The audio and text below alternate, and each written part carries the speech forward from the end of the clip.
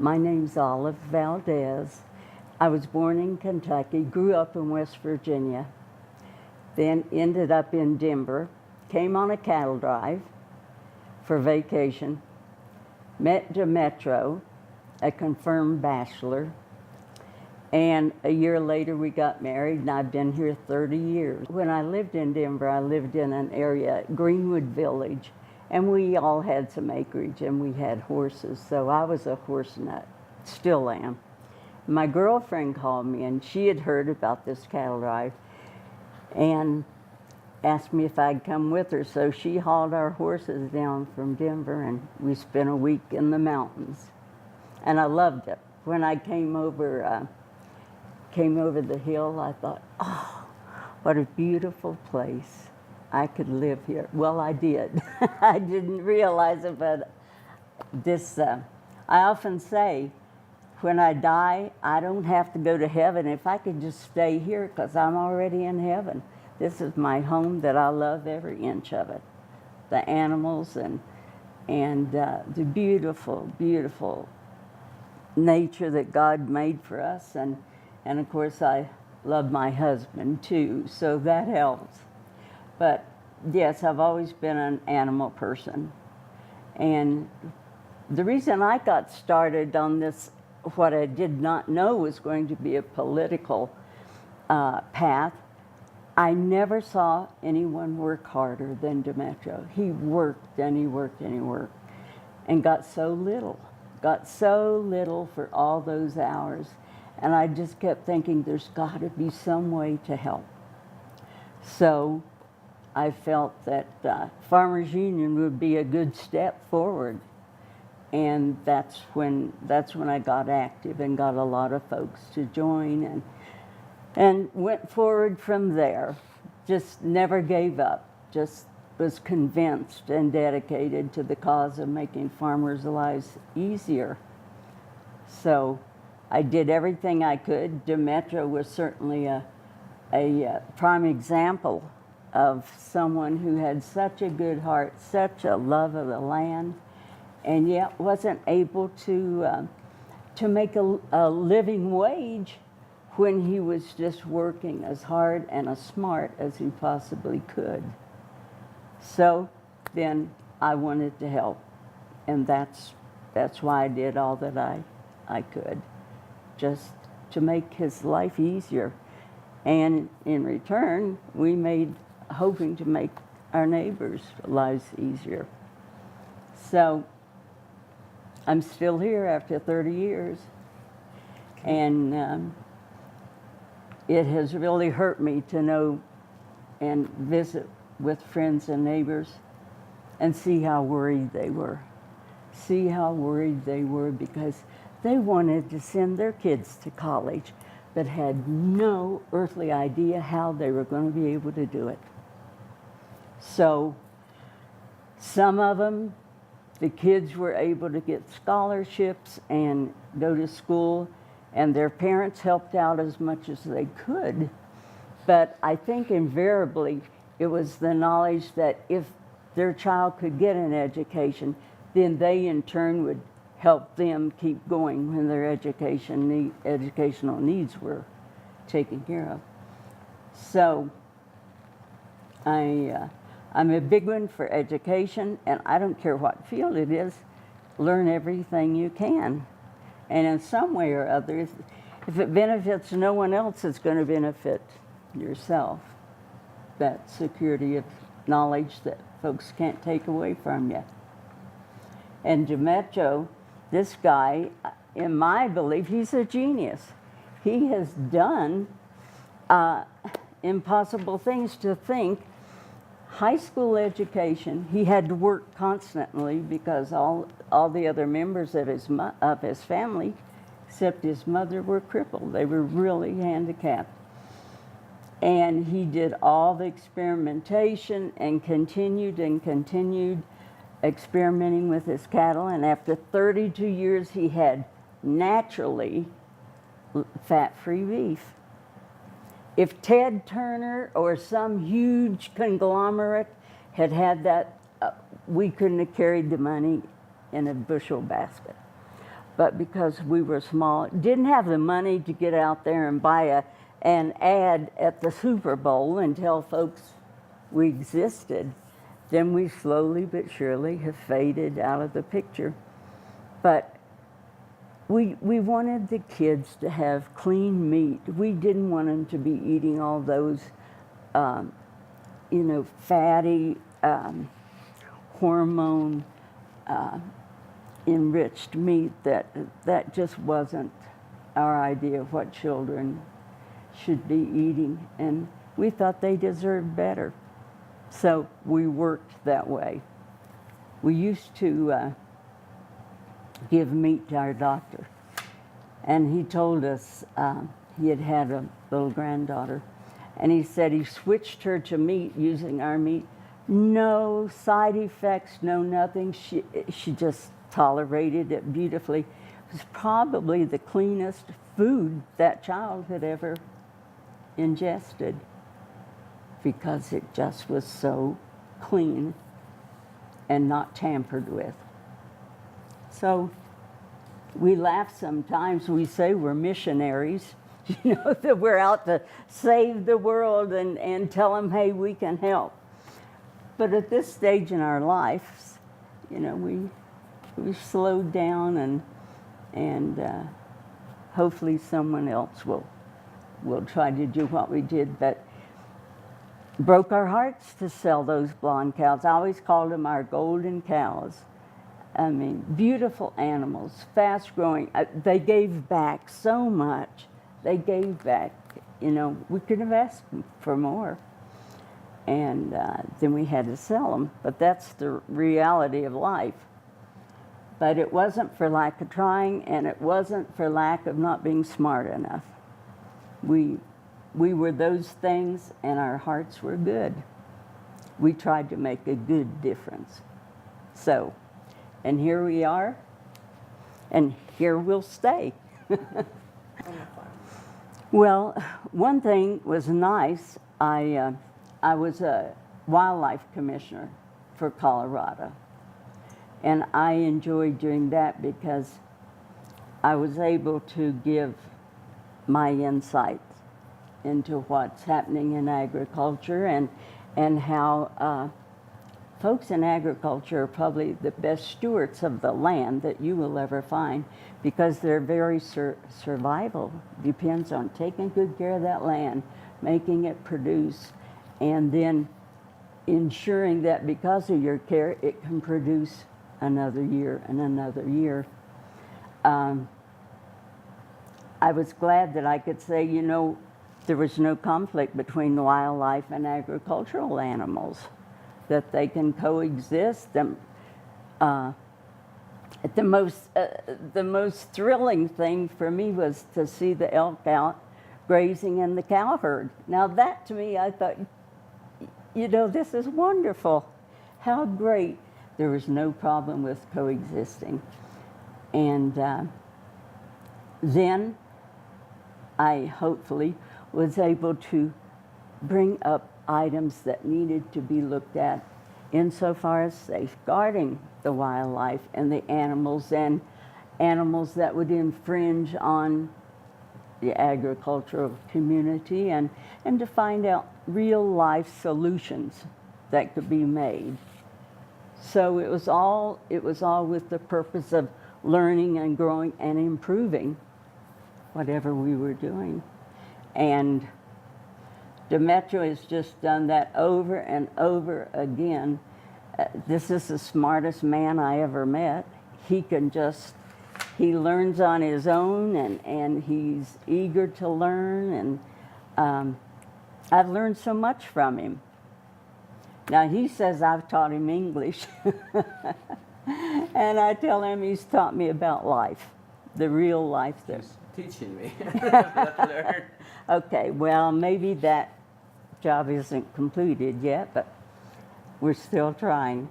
But this has been such an enriching experience.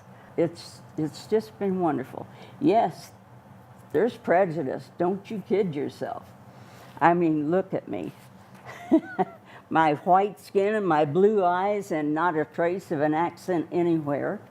So I kind of got a lot of it I got it from the Hispanics, and I certainly got it from the Anglos, that here I am, this white woman married to a Hispanic male, and I have a mind of my own.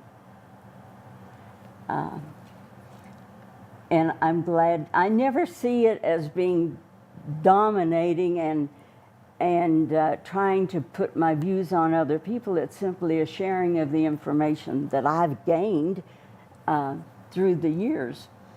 And I'm lucky. I'm lucky that I've learned a lot. Lucky I was in the right place at the right time and married this 39-year-old bachelor. I sure changed his life. And he changed mine. And it's been a wonderful partnership. Really happy. We'll be married 30 years, August the 9th. And we're still going strong. If you scrape very deep, it still sits there. It still sits there. So I am aware that there's a prejudice that I wasn't aware of when I first came here. I'll give you an example. I needed a fan for my stove. It had burned out. And I called and asked if they had the fan, and they said yes, that they would order me one. But they had to have a deposit before they would order the piece for me. Well, I needed it, as soon as I could. It was wintertime, and we needed that heat dispersed. So I called my sister, who was in Alamosa, told her to go to the store and give them a deposit so that I could get the part. She went to the store, gave them her name, of course, and the part that she wanted, and she said, oh, and how much is the deposit? And they said, oh, no, we don't need a deposit from you. And she let them have it. My sister called. You wouldn't order the part for her because she had a Hispanic surname. And here I can walk in here because I'm white and with an Anglo surname. You're going to order it for me today without any deposit. I call that prejudice. And she left. So, I mean, it's a pretty good example, I think, of because of my name. I mean, she was so angry. And I had never it hadn't crossed my mind that there would be a difference. I became aware that there were two worlds out there. And like Demetrio said, when we went in to try and borrow some money, well, gosh, I knew we owned, these 600 acres. We had 600 cows. We were making money. We just walked in there so innocently and got shot down so violently. No, they wouldn't loan us any money. And I thought I didn't hear him correctly, and I said, well, how much money could you loan us? Because I've forgotten the amount we went in, probably 100,000 or something. And they had said, no, they couldn't let us have it. And I said, well, how much money could you loan us? None. I couldn't believe it with all our assets and good credit history. And they were a government agency that had been supposedly established to help folks just like us. They weren't doing their job, and they probably still aren't. For other people who just moved into the valley, it didn't have anything to go in there and borrow money. Yeah, other folks could walk in and they could get money, and we looked at them and we knew their financial status, we knew their assets, but when it came to us, it was a different story. Nothing we had was good enough. I got active in Farmers Union, and I think I got over 50 new memberships. And because of my activity, they asked me to represent Farmers Union at Ames, Iowa. So I went to Ames, Iowa, and President Clinton rated me as the #1 speaker out of all those there. And it's quite an experience for a housewife in Little Antonito, Colorado, to go and talk to Vice President Gore and Secretary of Ag Glickman. And the president really liked what I said.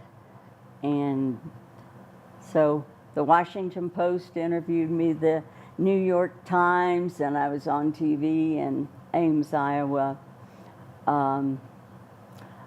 One fellow, I'll never forget him, older gentleman, and a pickup with a camper on it pulled up out front one day, and I went out. This man had driven all the way from Vermont to come see me because he had seen me on TV with President Clinton. And he wanted to know about our meet and what kind of people we were, and what I said, was it really true? And he just wanted to say, you know, he had health problems and he had such a hard time existing because of all toxins in the air and in the food that we eat. And he just wanted to come out and see what kind of person I really was and what Demetra was like, and the animals. That was a long trip to verify what I'd said. Maybe the bank won't loan you money, but by darn, what we have in our character, in our hearts, in our spirituality, well, you can't buy that. That's priceless. How lucky, how fortunate we are to live in this area. So you face discrimination, and you get smacked down a lot, but by darn, you get back up and your heart's still good, your integrity's sound, and you continue. And that, to me, makes me a rich person. I don't care if I have $14.15 in the bank. You couldn't buy me. I am not for sale. And that's what I meant. We are rich. We walk the land and we love it, and we feel so rich, so privileged to live here and to be together and to work as a team. And well, God's good to us, and that's what we say so often. God is so good to us. Sometimes we get out of bed and kneel down by the side of the bed and we just tell him thank you. We appreciate it. We're rich. We're rich. You can't argue with what's valuable to us. Just can't buy us. And always, no matter how hard times are for us, if you have a need and we can help, we're going to be there to help you. That's the nice thing about love. I don't care where you find it. Love is so elastic. It just, you know, you have love and you give some to this, and it's like elastic. It just keeps stretching, and it's very flexible, and you're never left poor after you've given love away. You're always richer. So that's the way we live. That's the way we live, and we're happy. We're fortunate. Yeah. God's been awfully good to us, and we're going to continue being good to God. We hope. We try. Let me give you another example. About 4 Sundays ago, we go up to church to the Cornell's Canyon Community Chapel. And on the way to church, we see deer and elk right in the middle of the highway. I heard a bighorn sheep with one big ram. He's almost white, big horse, standing right in the highway. Yeah. And there were just on the way to church. And then on the slope, there were 7 wild turkeys. Oh, and then the wild. When I was a wildlife commissioner, we brought 20-some young turkeys, and we stocked them up the canyon. Well, lo and behold, there are some of my turkeys. And, you know, wasn't I lucky to be able to bring those turkeys here and everyone can enjoy them? Folks from all over.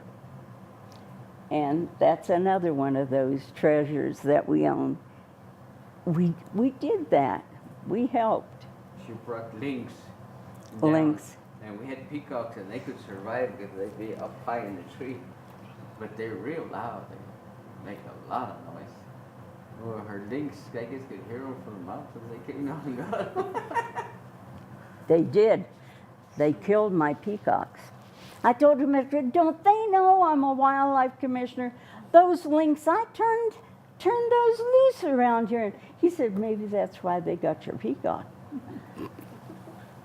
But anyway, I went back to the commission meeting and I told him, you got to do something about those lynx. They killed all my peacocks. And they all laughed and laughed. And then about 3 months later, we got a claim in from someone from Chama. The lynx had come down and killed all their peacocks. So I was vindicated. They knew I was telling the truth. You know, the peacocks are so loud, I'm sure they were You know, saying, come and get me, I taste good. If you want to hear good singing, especially gospel music, listen to all. She's been doing it since she was that big. Are you in the choir? no, I lead the singing. We don't have a choir.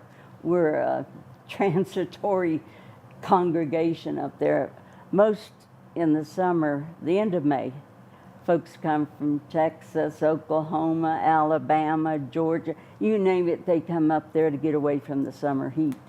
And then in September, they start moving out to go back home again. So it's just me. In the winter, sometimes it's a dozen people or less. In the summer, sometimes it's Well, in the summer, we'll have sometimes 120, 130. The little church is packed. These are the words. In shady green pastures, so rich and so sweet, God leads his dear children along, where the waters cool flow, bathes the weary one's feet. God leads his dear children along, some through the water, some through the mud, some through the fire, but all through the blood. Some through great sorrow, but God gives a song in the night season and all the day long. My family sang. My mother and father and my brother and my younger sister. And we would go all over singing. Then it turned into Mother and Roseanne and I singing. So we went all over. My mother would say, I can't sing with you girls. I'm an old lady. She was 50. I'm too old to get up there and sing with you all. And we'd just manhandle her and drag her up there and she'd sing. But yeah, it was nice back south because back in the south it seems like there is so much gospel music and everyone sings, and if you get off tune or something, no one really gives a hoot. Sometimes they'll jump in and hum a little bit to put you back on tune, and you just keep going. And so that's what I grew up singing.